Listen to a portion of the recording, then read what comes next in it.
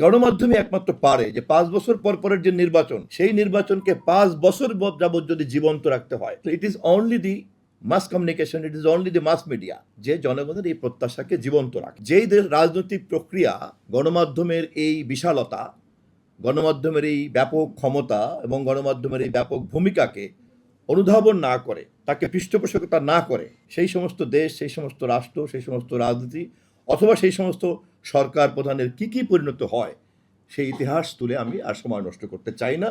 আমি নিশ্চিত যে আপনারা সকলেই এ ব্যাপারে আমার চেয়ে কম ইতিহাস জ্ঞান রাখেন না। কিন্তু আমি এই কথাগুলি বলছি এই কারণে যে এবারের প্রেক্ষাপটে বিশ্ব মুক্ত গণমাধ্যম দিবস আমাদের জন্য একটা নতুন করে চিন্তার জগৎকে উন্মোচিত করার সুযোগ তৈরি করে দিয়েছে। কেননা আমরা 2024-এর রাষ্ট্রীয় সরকারের রক্তাক্ত পরিবর্তনের প্রেক্ষাপটে দাঁড়িয়ে এই আলোচনাগুলি করছি, এবং শুধুমাত্র সেগুলি আমাদের কাছে ইতিহাস নয়, সেই সমস্ত ঘটনা, দুর্ঘটনা এবং সেই সমস্ত বীরত্বগাথা ইতিহাস সবগুলি আমাদেরকে ভবিষ্যতের করণীয় সম্পর্কে অনেক বার্তা দিয়ে গিয়েছে। পাঞ্জাবের জগতে একটি বিশ্বস্ত নাম, শাবাব এথনিক ওয়্যার।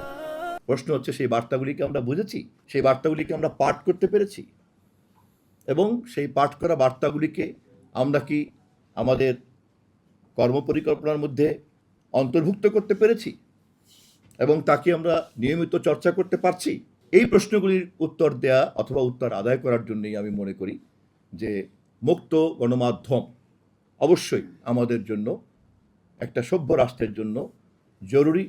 এবং আমাদের দেশের যা যা সমস্যা ইতিপূর্বে হয়েছে, তার মধ্যে যা যা কারণ আছে, তার মধ্যে অবশ্যই একটি গুরুত্বপূর্ণ কারণ হচ্ছে একটি সুস্থ গণমাধ্যম ব্যবস্থা না থাকা।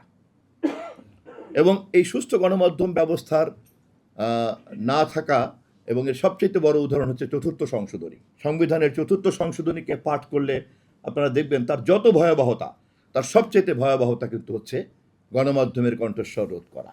এবং তৎকালীন সময়কার সরকারের যা যা দুঃশাসনের চেহারা এবং চরিত্র আছে, তার মধ্যে সবচেয়ে ভয়াবহ দিক কিন্তু হচ্ছে এটা। একই সঙ্গে আমাদেরকে কিন্তু বিবেচনা করতে হবে